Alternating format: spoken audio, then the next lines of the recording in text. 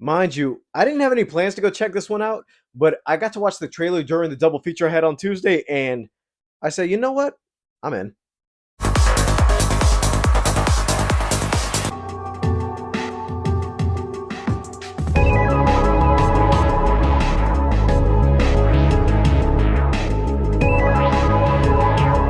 So 1992 is a new movie that just came out starring Tyrese Gibson. He plays a guy named Mercer trying to reconcile with his son until current day events, according to the title. This takes place during the whole Rodney King verdict, where everybody went crazy after the whole beat out. Everybody's going crazy in LA. And on the other side, there's this group of criminals played by Scott Eastman. And the fact that I didn't even know he was in this also Ray Liotta, too. Let me talk about this because I don't know what in me thought, okay, so it's going to be about Tyrese going out to find his son. These group of criminals take him away. And I feel like it's going to be him on the manhunt to actually find these criminals. But no, the movie is not going in that direction. There are two different stories going on in this. You see one with Tyrese and one with Ray Liotta and his family. The thing is that with Tyrese, I gotta say, it's been a minute since I've seen him in something serious enough.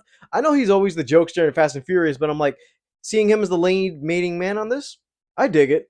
Scott Eastwood's character is the one that comes up with this scheme to actually break into this whole metal factory where they can actually get millions of dollars worth. And coincidentally, that same day is when the whole Rodney King verdict happened. Once that whole thing goes down and all of LA is up in flames and everybody's rioting in the streets, that's when they think, oh, this is the perfect opportunity to rob that joint and get millions of dollars out of this and everything. But I gotta say this, it's been a while, and to be honest, Ray Liotta being in this, and I think this is his final film, if I'm being honest with you. I thought back during Cocaine Bear that was gonna be his last film, and I thought, okay, that's gonna be at least he went out on a good note. But no, he actually did it well in this. He plays a mobster, but the fact that he's a dad first, but then again, he's still one of those old heads that actually is like, you know what? I'm here to get my money. I'm here to do this my way.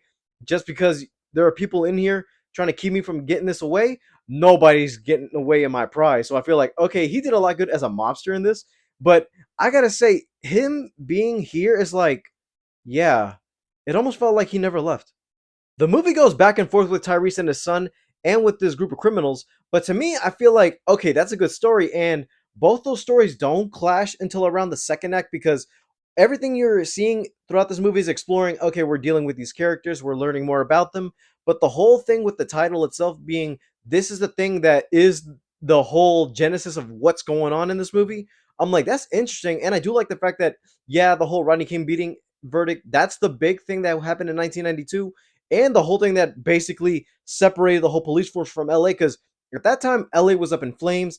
And I like the fact that in this movie they even showed actual real life footage of what happened during this whole event. You see cops in the streets not even paying attention to the people out there burning flags, throwing flames and everything all around LA. It was crazy.